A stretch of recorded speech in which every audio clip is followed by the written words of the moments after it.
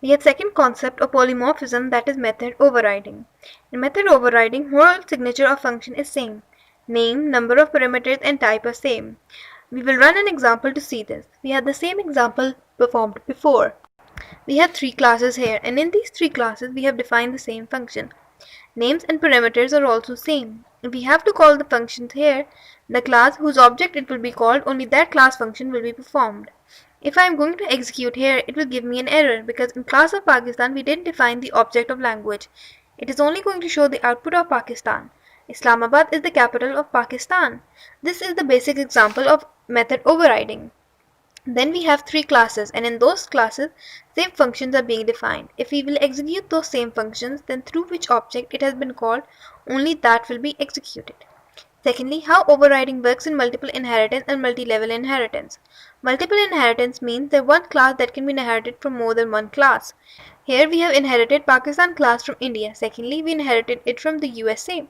Now when I am going to call its function, it will check the class first through which object the class has been done. If it will get that function there, then first it will execute it from there. If it doesn't get that function there, then it will check from its latest multi-inheritance class. If it gets the function in India class, then well and good, it will execute that. If it doesn't get there, then in the remaining classes it will check them all respectively.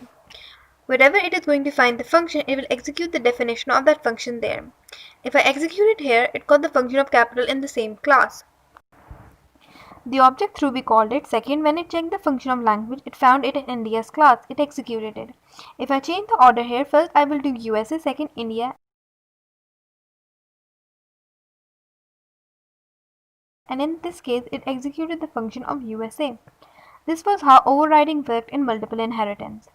If in place of multiple we get multi-level, USA is inherited from India and Pakistan inherited from the USA. In this also it will keep the order same. If from Pakistan class, through its object I called capital, then first it will see Pakistan class. If it doesn't find here, then the class from which it is inherited, it will check the body of that class. If it found the definition of that function there, it will execute it there. If I run this, then first it will call the function of capital from Pakistan class, then it will execute the function of language, which it will get from its parent class or USA class. If there is any function which is not even in USA, then it will skip this and will check above in the parent class of all classes whether the definition of this function is available or not. If it is available, then it will show the output of that. If I run this, it will show output. First it called Pakistan function of capital, then it called the function of USA. In USA class, the function which was defined of language. This was multi-level inheritance. If in any child class, I have to call the function of parent class. If I want to call capital here, the capital of India, if I want to call that. For that I have class name dot capital. If I am going to execute this, then first it will call the capital of Pakistan, then it will get the call of India capital, then it will execute the call of Pakistan function. It has shown the output.